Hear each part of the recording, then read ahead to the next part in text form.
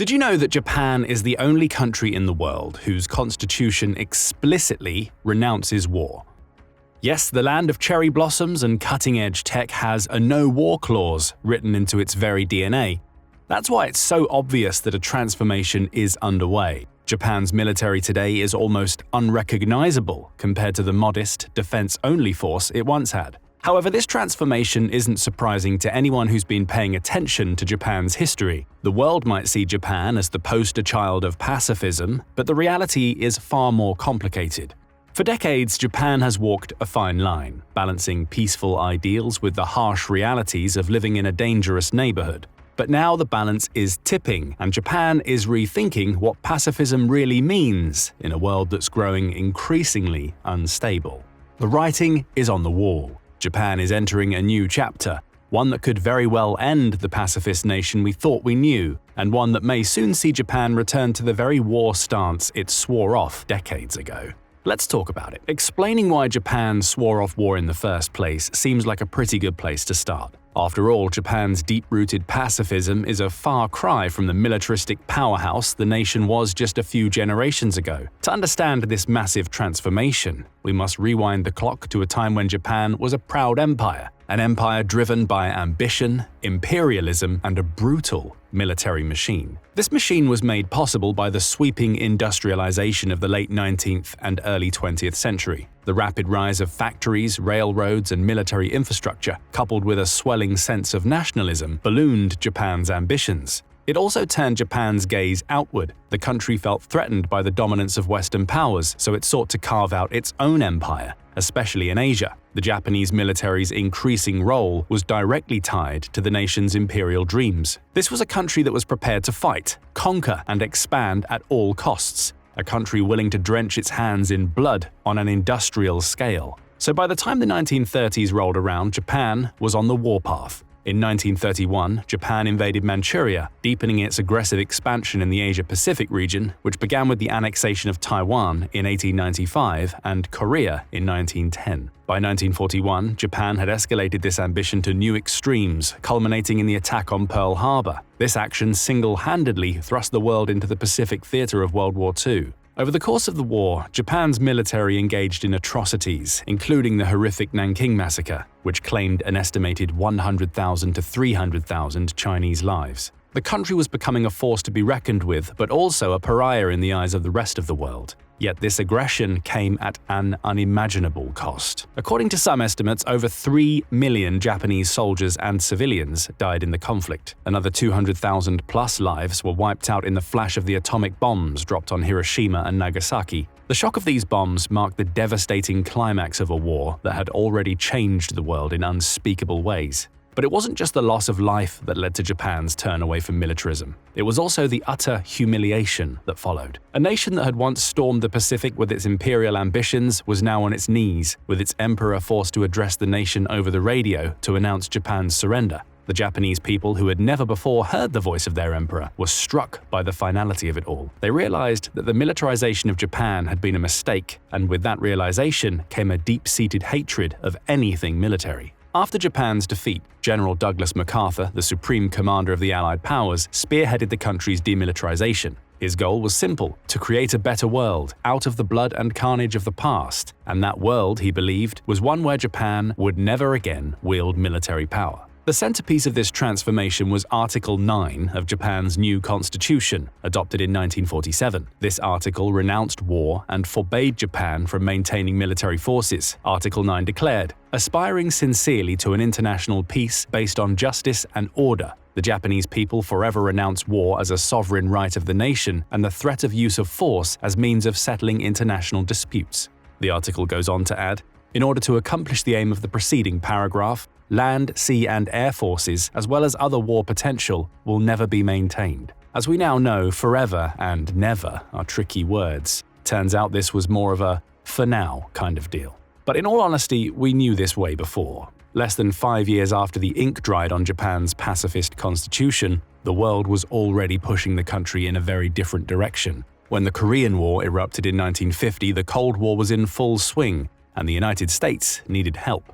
Japan was conveniently located as a bulwark against the communist threat, and suddenly Article 9 became more of a suggestion than a strict rule. Though Japan's Prime Minister at the time, Yoshida Shigeru, insisted his hands were tied, this didn't stop the US from practically begging Japan to remilitarize. Even after Japan regained its independence in 1952, the country remained tightly aligned with the United States through the US-Japan Security Treaty. The US maintained a large presence on Japanese soil with over 130 military bases, and Japan effectively became an airstrip and staging ground for American operations during the Korean War, the Vietnam War, and later conflicts like Iraq and Afghanistan. Japan, despite its constitution's pacifist rhetoric, had become a key player in America's military strategy in Asia. The presence of these US bases and the arrangement that allowed Japan to host the largest American contingent abroad fueled a certain dependency on American military might. Japan, in a way, served as a floating aircraft carrier for the US, enabling intervention across the region at a moment's notice. But this wasn't enough for the US. So by 1954, the Self-Defense Force, SDF, was born, a compromise to satisfy both the US and Japan's desire to keep military activity to a minimum. Critics called the SDF the start of a reverse course, accusing Japan of betraying its post-war pacifism. Despite the formation of the SDF, Japan remained far from a full military power. The SDF was designed to defend the country, not wage war, as Japan continued to cling to its anti-war ideals. However, the wheels of militarization were in motion, and the pacifist constitution, while a noble gesture, was starting to show more and more cracks. These cracks were particularly visible after the Cold War ended and the Soviet Union collapsed. The US-Japan military alliance, which had been largely justified by the need to counter communism, was now left without a clear purpose. Japan entered a period of economic stagnation and identity crisis. The booming economy of the 1980s collapsed, leaving many to question the nation's place on the world stage. At the same time, nationalist sentiment grew, and some leaders began to feel that Japan had apologized enough for its wartime actions, and that it was time to shed its post-war identity. This shift was reflected in the 1991 Gulf War, where Japan's refusal to send troops due to its pacifist constitution became a point of humiliation. So only a year later, the Japanese parliament authorized the country's participation in the United Nations peacekeeping operations. It started in Cambodia, where Japan sent 600 troops in an engineering unit, 75 civilian police officers, 8 unarmed military observers, and 41 civilian election observers. Next, Japan sent units to Mozambique to primarily coordinate the transport of personnel and cargo at harbors and airports. In total, the country dispatched 3 control units of 48 personnel each. Japan also sent 5 staff officers and 15 electoral observers. East Timor was another destination where Japan sent personnel in the early days, with over 2,000 engineering unit troops, 17 staff officers, and 3 civilian police officers in the contingent.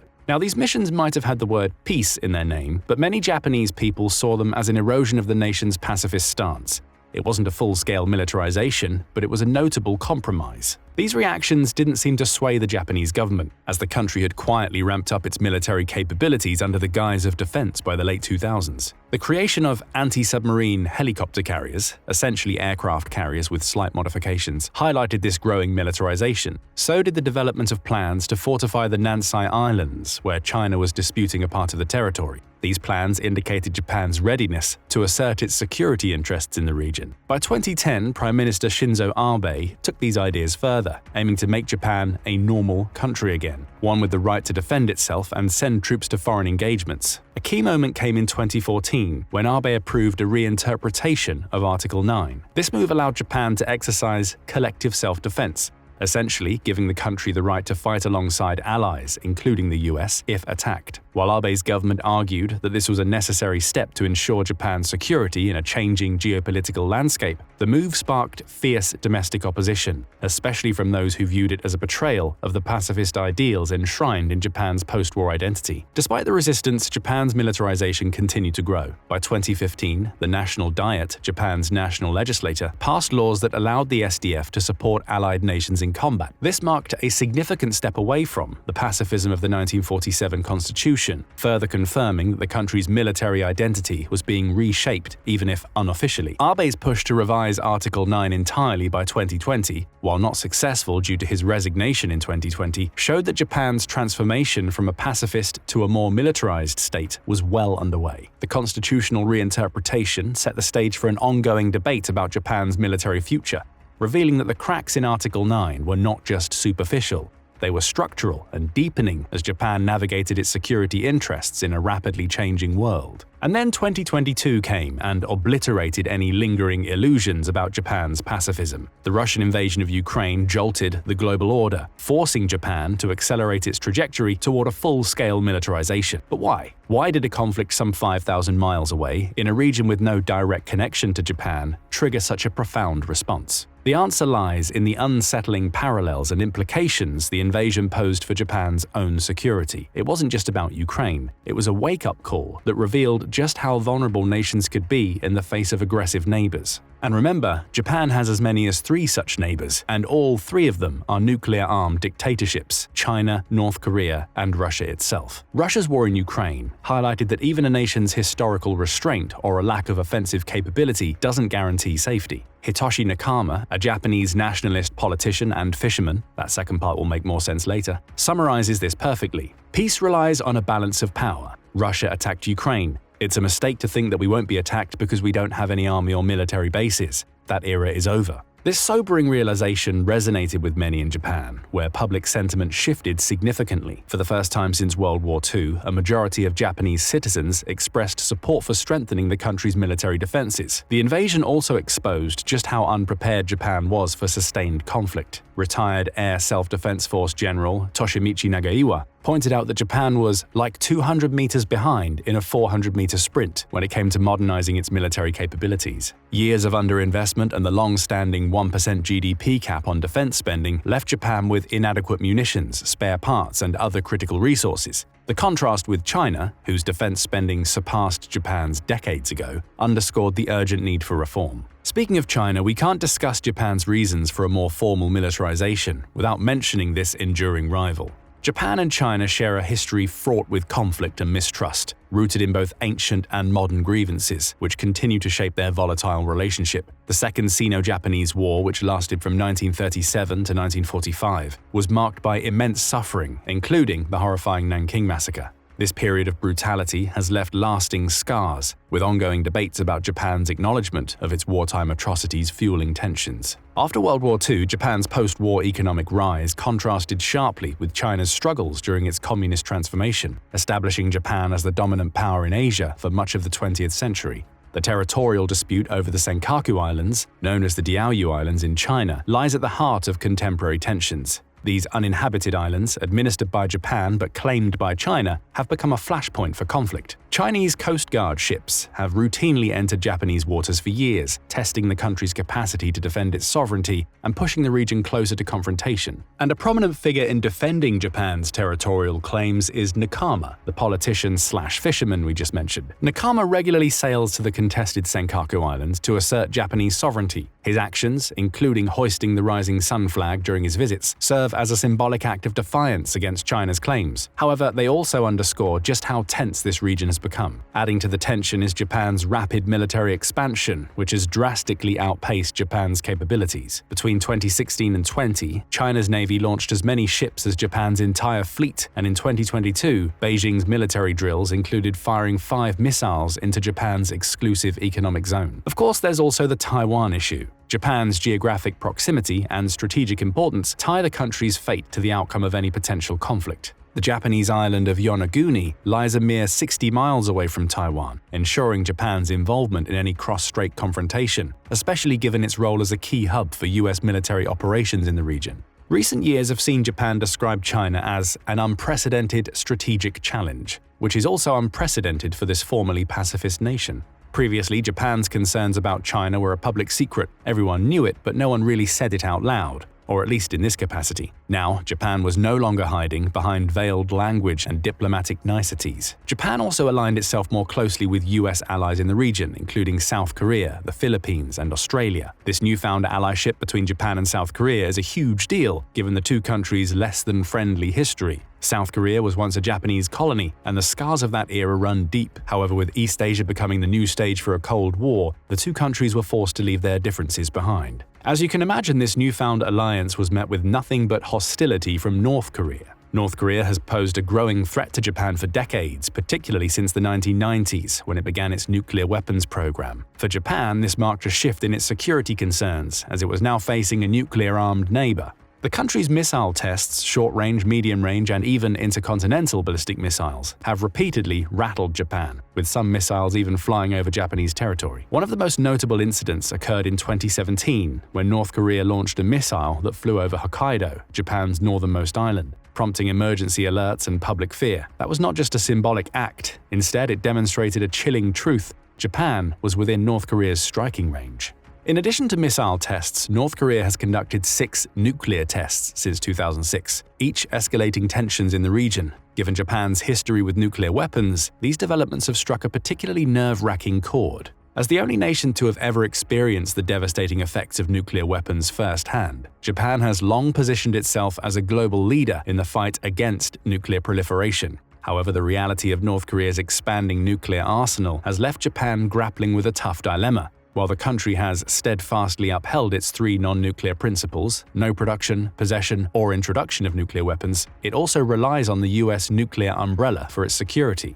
After all, North Korea's nuclear and missile tests, coupled with its refusal to halt weapons development, have put Japan in an increasingly precarious position. The threat is no longer just a distant possibility, it's now a growing reality, one that Japan simply can't ignore as it seeks to protect its citizens and its sovereignty. So what exactly is Japan doing to protect its citizens and its sovereignty from North Korea and all the growing regional and global threats? Well, first, the country dramatically changed its national defense strategy. Former Prime Minister Fumio Kishida unveiled this change in December 2022, publicly acknowledging that Japan's traditional pacifist defense posture was no longer sufficient in the face of rising threats. Kishida put it bluntly: "Our defense is insufficient. In order to drastically strengthen it, we're increasing the defense budget to 43 trillion yen over the next 5 years." This brings us to the most obvious sign that Japan might be preparing for a war: the unprecedented military spending. The government plans to increase military spending by 60% by 2027, which would bring it to that 43 trillion yen, which was about $320 billion in 2022, place Japan on track to become the world's 3rd largest military spender, only behind the US and China. Kishida's government has also committed to spending up to 2% of Japan's GDP on defense, aligning with NATO standards. In late 2024, Japan approved a record-breaking $55.13 billion defense budget for 2025, marking the 13th consecutive year of increased defense spending. But what will Japan do with all that money? The goal is to boost defense capabilities, including acquiring advanced weapon systems and fortifying military infrastructure. The weapon part is especially indicative of Japan's growing militarization. You see, as Article 9 is currently interpreted, Japan can't possess offensive military weapons. This means that Japan can't own intercontinental ballistic missiles, any weapons of mass destruction, aircraft carriers, or bomber fleets. However, this interpretation hasn't stopped Japan from deploying submarines, Aegis-equipped destroyers, helicopter carriers, and fighter aircraft. And all of these systems have substantial combat potential. One of the most significant acquisitions in this regard is the 400 US-made Tomahawk cruise missiles, which are capable of striking targets beyond Japan's borders. Because, nothing says peacekeeping like long-range missiles. Japan is also looking to develop indigenous long-range missile capabilities, though the timeline for their deployment is expected to extend into the 2030s. In addition to these offensive systems, Japan has expanded its defense with advanced missile defense technologies, including anti-missile systems deployed across the Okinawa Islands. The Okinawa Islands are also home to Japan's expanding military presence. The latest addition is a new base on Ishigaki Island, strategically located near Taiwan and China. This base is part of a broader effort to strengthen Japan's defenses across the Nansei Islands, following earlier installations on Amami-Oshima, Miyako, and Yonaguni. The number of Japanese ground self-defense force troops on the island has also been increasing in recent years. Reports from 2024 put this figure to 570 troops and about 260 of their family members. Given that the entirety of Okinawa houses 55,000 US military personnel and 75% of all US military bases in Japan, this number might seem insignificant to you. However, this number is a massive deal for Japan, especially considering the challenges it faces in building its military personnel. Japan's recruitment has been running at about 20% below its targets for years, with concerns over a shrinking population and a growing reluctance to join the military exacerbating the issue. To address these challenges, Japan is focusing on improving recruitment strategies and enhancing the appeal of military service. The country is also actively cultivating a more combative image for its self-defense forces. Japan has made great efforts to present its SDF as a capable and effective force, not just for disaster response but for national defense. As part of these efforts, the SDF has been participating in an increasing number of military exercises. In 2024 alone, Japan took part in major military exercises. RIMPAC, Rim of the Pacific exercise, led by the US and involving 29 countries. Keen Sword, a US-Japan bilateral exercise. Malabar, a naval exercise hosted by India. And Pacific Vanguard, a joint naval exercise with the US and other allies. The exercises are designed to strengthen the defense alliance and ensure Japan is prepared to respond to threats in the region, particularly from China and North Korea. But even with all these advancements, some experts believe that Japan is too late. It's simple. The pacifism of the overwhelming majority of the Japanese population has slowed the country's militarization, and now it's too late to catch up. Do you agree? Let us know in the comments section below. And while you're there, share your thoughts on Japan ending pacifism. Is it a necessary shift for the country's security, or is it a path to an all-out war? Now go and check out This Is What Happens If China and Japan Go to War, or click this other video instead.